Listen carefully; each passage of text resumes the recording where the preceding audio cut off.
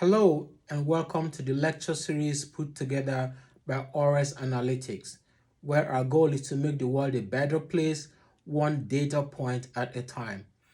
And so today we are going to talk about how to conduct survey research. Survey research involves the systematic use of standardized questionnaires to collect data about people and their preferences, thoughts, and behaviors. In the past nearly 100 years, survey research has become a very popular method for quantitative research in the social sciences. The current lecture, How to Conduct Survey Research, provides a quick and dirty look at the methodological issues that you will encounter in the design, implementation, analysis, and interpretation of survey data and questionnaires. I expect that you'll find this material useful if you're planning to design or implement a survey as part of a research project. So at the end of this lesson, you should be able to list the types of questions survey research can answer, explain the broad categories of survey research, identify the steps in survey research, describe the process of selecting research questions, list different survey sample selection methods, explain different survey data collection methods, describe how to create clear, unbiased survey questions, and list the methods of survey pretesting. So let's get started.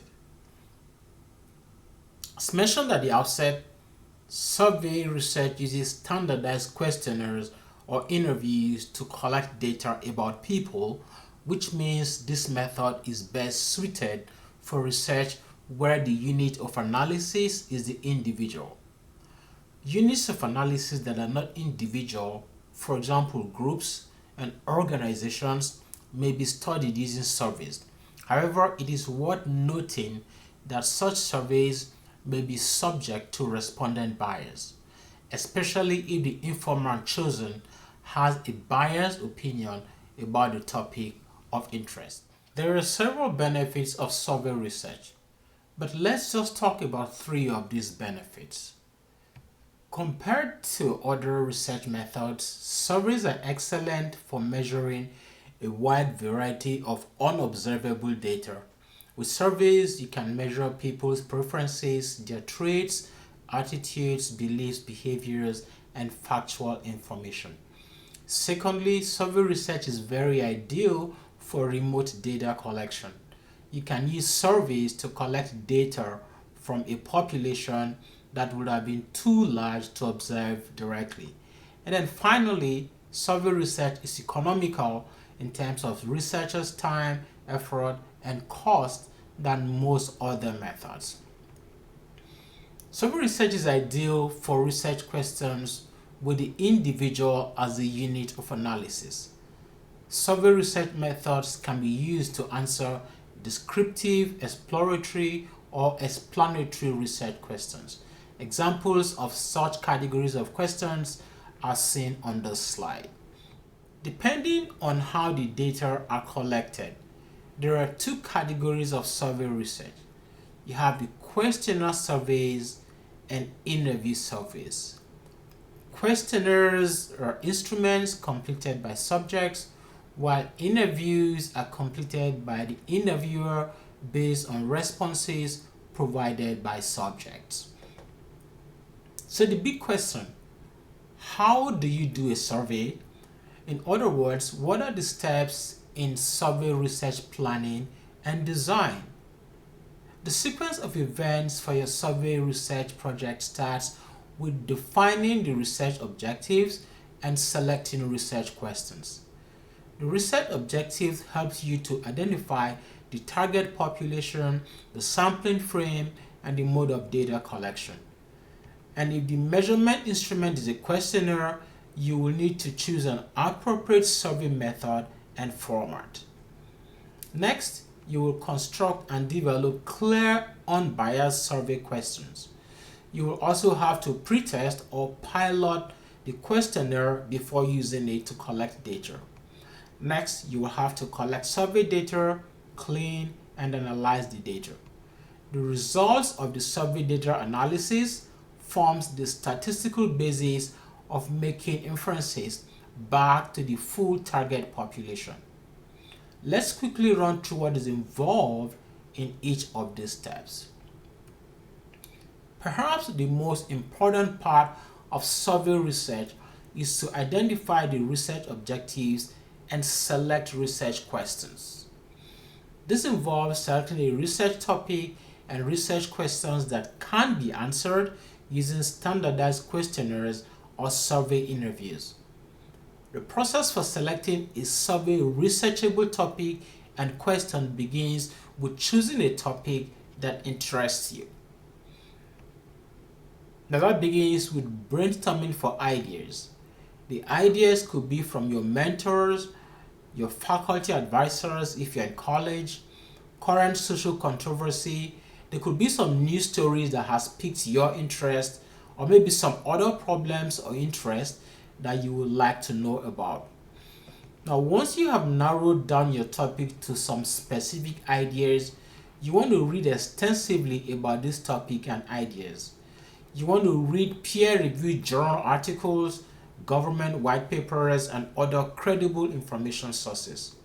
If you're reading information from the web, there are a list of 5 criteria that you must keep in mind for evaluating web resources for credibility. For you to use information obtained from the web, you need to ensure that the writer has authority, the information is accurate, objective, current, and there's adequate coverage of the facts. Now, once you have selected a research topic, next you should frame the research topic as research questions. The research questions you select should be clear, they should be focused, they should be concise, and they should be researchable. Now, after you have ascertained that the research question is worth investigating, the next very important step in survey research design is to define the population to be studied. Population as used here refers to the totality of elements under study. Elements in this case are the units of analysis, usually persons, but elements may also be households, farms, schools, or any other unit. It's useful to begin by defining the target population, and this is the ideal population that is required to meet the survey objectives. Now, this definition is often then modified to the survey population to take into consideration practical constraints. Once the population has been defined, it's time to address the question of taking the sample. Now, unless the population is small, a sample or subset of the target population is always used. So how do you select the part of this population to be included in the survey? The survey samples are either selected using probability sampling or non-probability sampling. With a probability sampling, each element has a known non-zero chance of being included in the sample. Examples of probability sampling include simple random sampling, systematic sampling, stratification sampling, multi-stage or cluster sampling, and probability proportionate to size sampling. For reasons of cost and convenience, various forms of non-probability sampling methods have been used in practice. These are situations during which samples are selected not by some statistical rule, but based on volunteers or those who are available. Examples of non-probability sampling methods include haphazard, convenience, or accidental sampling, judgment or purposive sampling, and quota sampling. The major drawbacks of non-probability sampling methods are that because they can only be assessed by subjective evaluation, there's a greater risk of bias in sample selection, which in turn affects reproducibility and generalization of survey findings. Something else to keep in mind at this stage of the survey research process is a need to determine the appropriate sample size and to conduct a power analysis. Survey data collection have traditionally relied on three basic methods: mailing paper questionnaires to respondents who fill them out and mail them back, having interviewers call respondents on telephone and asking them questions in the telephone interview, or interviewers administer the questions in face-to-face personal interview scenarios. Now, thanks to technology, specifically computers, we have alternative survey data collection methods.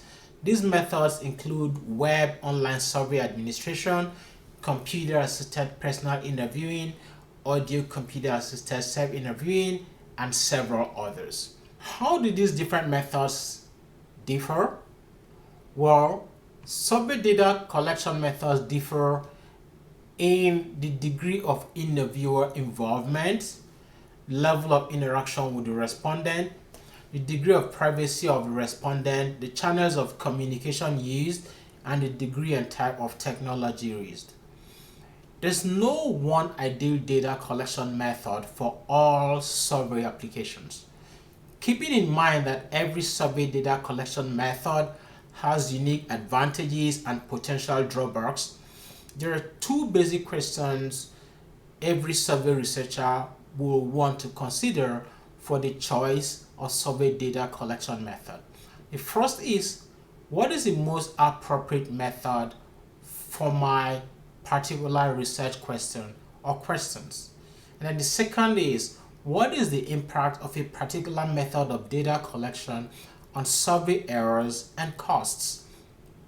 So in deciding which survey data collection method to adopt for your specific data collection, you should think carefully about the demographics of the population, the question content and format, the desired response rates, the available resources, and how much time you have to collect the data.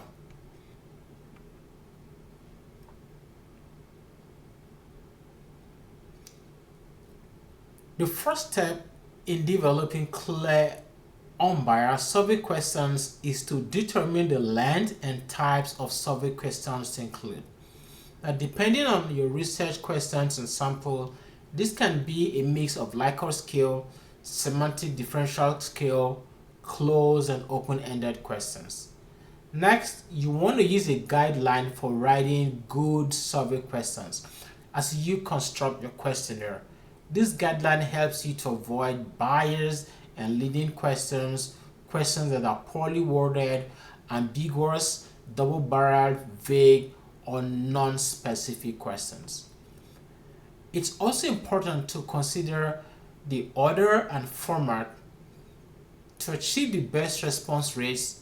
Questions should flow from the least to most sensitive, from factual to behavioral to attitudinal, from more general to more specific. You should also balance survey length and respondent burden.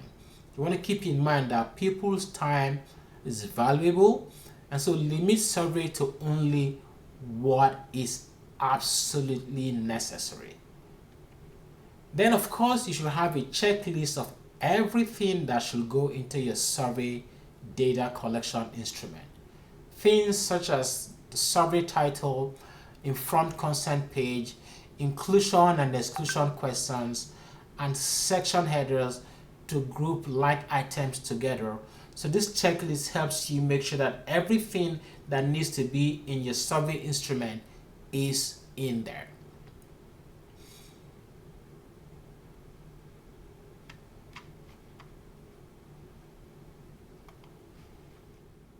The fifth step in the survey research design process is to pretest the survey for refinement. Pretesting or pilot testing the survey is important in the survey research process because it will help you to pinpoint problem areas, reduce measurement error, reduce respondent burden, determine whether respondents are interpreting questions correctly, and ensure that the order of questions is not influencing the way a respondent answers. There are several methods of pretesting surveys. These include expert reviews, you have focus group discussions, you have cognitive interviews, you have behavior coding, field pretest or pilot tests, and randomized or split ballot experiments. Which method of survey pretest to use depends on the scope and scale of your research. For smaller projects, this could mean sending the draft questionnaire for expert review, while for larger survey research projects, you might run a pilot test with a larger number of individuals from the sample population, in which case you have to go through every step of the survey process, checking for technical errors and other problems. It's worth mentioning that choosing not to pretest a questionnaire is a very bad idea, and this poses potentially serious threats to the accuracy of survey questions as well as the resulting data. So that is something you want to keep in mind. After you have made corrections to your survey based on the errors detected during the pretest process of step 5, you are now ready to collect survey data from your sample population using the sample selection method as you have determined in step 2. At this stage, you will be implementing the survey data collection method that you selected in step 3. This could be the mailing method, it could be interviewer administered questionnaires, or you could use web online survey administration. Once all of your data are in, you will need to do some data preparation and cleaning prior to data analysis. So for example, if you use an online platform to collect your survey data, data cleaning might mean deleting some columns of data from the spreadsheet that were included by the data collection software but were not part of your survey items. Data preparation will include creating a data dictionary, and the purpose of which is to produce some meta-level description of the data set, that is, explain what all of variables names are, the values and factor levels in your spreadsheet, what all of these mean. Or it could more narrowly be just creating a code book that is used to describe the survey data. As part of the survey data preparation step, you should revisit your top survey research questions as was developed in step 1, and then make sure that the variables needed to answer these research questions are in the correct format in the data set obtained following questionnaire administration. And depending on the purpose of the survey research, data analysis could also take the form of exploratory factor analysis. The first part of survey data analysis is to determine which platform or software that will be used to analyze the data. Depending on your skill level and question type, you could use Microsoft Excel to analyze the data. You could use other software such as SPSS, R programming, SAS, Stata, Python. Part of the survey data analysis will include creating simple cross tabulation to filter the results, revisiting the research questions that you identified from step 1, identifying the variables in the survey data that are needed to answer these research questions, and then conducting the appropriate analysis relevant for each of your research questions. Now, when the survey sample is representative of the population, it is possible to make reasonable predictions and draw conclusions about the population. And this is the goal of inferential statistics. That is, given the sample statistic, what inferences can we make about population parameters from which the sample was drawn? For statistical inference, there are at least 3 possibilities. You have point estimation, in which case you make estimates of a population parameter or statistic using a sample statistic. And this could take the form of just computing the sample mean. You could also do correlations or regression coefficients. Again, all this depends on the research questions that you have developed in the first step of your survey research design process. You could also have interval estimation, in which case you estimate a population statistic with an interval with a view to incorporating uncertainty in the sample statistic. And of course, you will also do hypothesis testing. Here you test theories about the population based on evidence in the sample data. Now, it's worth mentioning that despite all the strengths and advantages of survey research, we want to call to mind some systematic biases that may invalidate some of the inferences derived from surveys. We will briefly mention 5 biases in survey research. The first is non-response bias, and this occurs when the majority of the targeted respondents fail to respond to a survey. The biggest challenge from non-response bias is that if the non-respondents are significantly different in certain key aspects from the respondents, the survey inference may not be valid. For example, dissatisfied customers may be more vocal about their experiences than satisfied customers, and such survey data may be more biased towards dissatisfied respondents, and this may not be representative. And then you have sampling bias, which occurs when the choice of sampling used systematically excludes a disproportionate segment of the targeted respondents.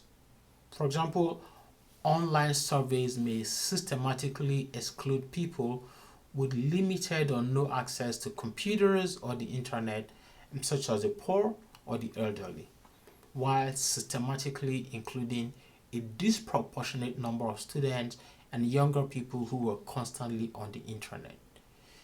You also have what we call social desirability bias, and this occurs when respondents spin the truth in order to portray themselves in a socially desirable manner. Under such conditions, respondents tend to avoid negative opinions or embarrassing comments about themselves, their employment, their family, or friends.